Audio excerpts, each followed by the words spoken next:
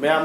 ngasi videos di ko khoi gi Manipur leba YouTuber khoi Manipur YouTuber hai tare ko Manipur leba mapan leba ma'am se pula punjalaga khoi gi Manipur gi footballer inau Ramananda do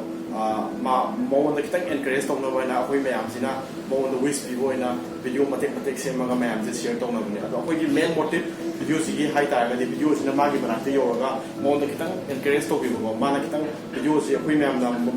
ma gi ma to wish to bi se pu ga mo da माला नारी तो कितना भागत पा है भी मां मोला encouragement कितना पीपी बदो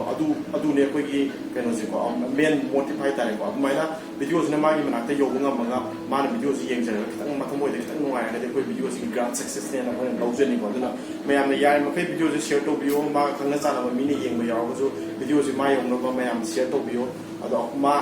मोदा आई यमसो कोई फैमिली की साइड की गेट वेल सून याम तुना नाव फबोय बिरो याम तुना नाव फबोय बिरो get well soon Hello, brother Ramananda. I giming Sonia. Ado brother na bayam tuna paro. Aduga thauna handa bigano. Stay strong. Get well soon. Hi Ramananda. I akoi family I Manipuri side tagi adom na jik fight toriba battle do yam tuna ngamba adu overcome to boy biro. tuna naba phabo iro Oi biro adu adom na pamba future de tongingbo me am do du amuk naba phara matungda loina to bungam biu. Get well soon. Take care. Hi Ramananda bu any fun gi site tagi yam tuna naba phanabo wish pizari stay healthy stay strong and get well soon.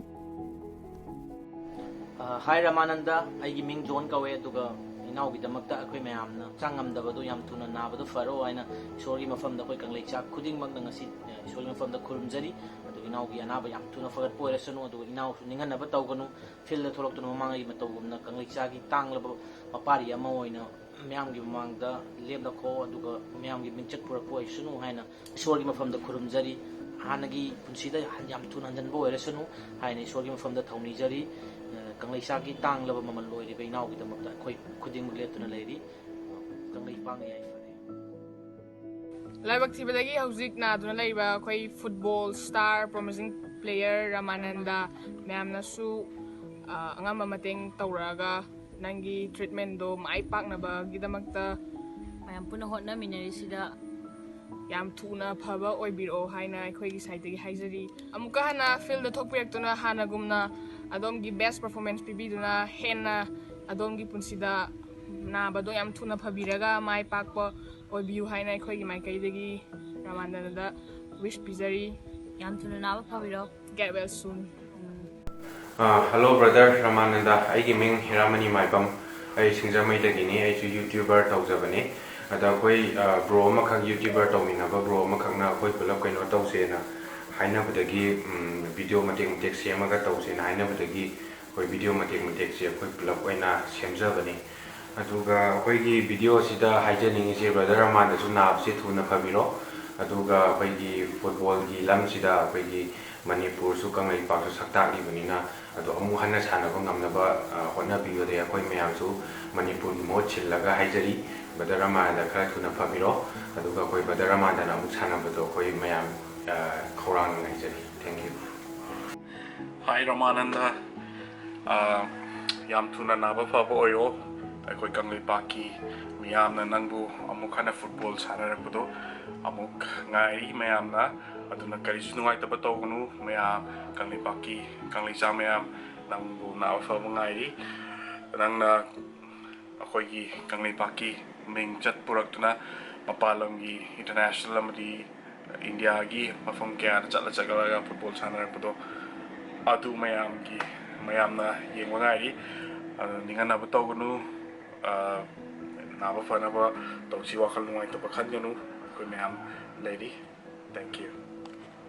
Hello brother Ramananda, I giming bonila gauzai brother bu yam thuna naba phaba oibiro nungti khudingi prayer su leptana tawjage wakhan su handhabi ganu yam thuna phaba oibiro. Hi Ramananda, I giming chatan naba yam thuna phagatpa oiro mayamna video sembasigi panamoina ai chu yahogena nangonda kare sapnaba semjabane sigi video se nang heng naba pharaga afauba player amu oirakpado mayamni geningi aja hantaba tawdana thawai waganu phajana layu ꯅꯥꯕ ꯊꯨꯅ ꯐꯕ ꯑꯣꯏꯔꯣ let's go Hi bro Ramananda naba yam thuna phabiro get well soon aduga soma naba phabira kanda akhoi manipuri da natana india gi mingchat propak ngambo oibiyo kanglai pak si ye tanglaba sanaroi amana naraga leiwai se akhoi myam gi mangjabane aduna nang naba yam thuna phabiro aduga hojik wakhan nungai taba su khanbi ganu wakhan nungai na leibiyo akhoi manipur da leiriba mayam sina somgi damakta support tawjari akhoi leiri sing sisu adongi damakta soidana leijari lepjari hojik nari sisu yam thuna phabu oibiro athuba matamda nawa faduna somna field da la kanda sanabado yam thuna yengbado yengjaningi somna international amadi national gi thakta sanaduna ima lebak manipur gi ima lebak sigi kanglai pak sigi ingchat propangamba sanaro ema oibiyo haiduna hajari Hi Ramananda I Narune ado mayamna nang naba pharakpa ngai badongna aina su nang naba pharakpa do ngairi aduga akhoi mayamna akhoi manipur gi praja mayam amana nangi damakta donation tawkhrido nangbu nang naba pharaga amukka hanna sanaba gi lambi sida amukka hanna ngamnabai damakta tawkhibane aduna wakhaldo sondaba yade nang naba pharakhini haibagi wakhalondu nangna khallakanda you have to fight back isagi hakchang na sondara akanda su kaigumba nangna nangi mentality do am strong oina leitaragadi nangi spiritually nang am strong oina leitaragadi aidi kashyam kahna soksan badong ngamwe you have to fight and give up sum tok tok ya de ko and believe in yourself have faith in yourself and in God haidi anabe so adamaki pharakhini haibagi thajabado thamgadabane and nang nabazu yam thuna pharo and God bless you aduga yam thuna sanabagi lambi sida amuka hanna khong changsanaba ko amuka sanaba ngamnabai damakta akhoi myam nangi damakta khoirammi get well soon and I love you. Hello bro I give me bobo sida leiba akhoi myam haidi manipur in Japan akhoi myam so ina Ramananda na naba pharaga tholaga sanabado adu akhoi myam kharong ngai dun leijuri aduna ina kuina naba yade thuna naba phabasu oirsano please stay strong get well soon Hello Ramananda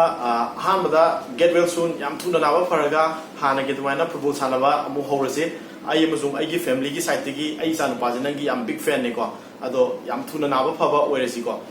adom je player ne football sanaba matam da koina goal chalam dai da goal chanaba struggle tawbo tawba matam da mentally physically pun strong oi da ya de da ado gi struggle taw kan da goal je chalaga tholok ko do mai taw da anaba se ado mai na fight taw ga ngamaga anaba je gi thogla je mu ko ado be strong be positive mentally am strong oi ba da ka tai naba matam da di ko physically budi nara me na masana hakchang ji khara budi sondha ba tai ko sondha ra ga ju mentally am strong oi bio ado strong oi ga anaba ji bu defeat taw ga thopiro akoi pumna mak nangi da makta support taw jari Hi Ramananda ai robby hoody churchanpur digi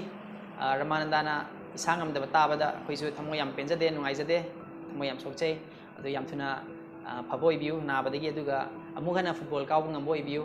do ai isor gi mafam da su thoni jage aduga isor na su thojan bi boi sanu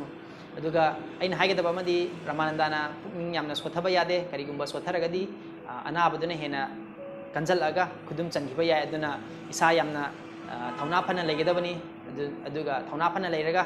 changse wakhanse mindset se fazana strong ohelaga anaba se degi hena thuna phagat pangamgani hena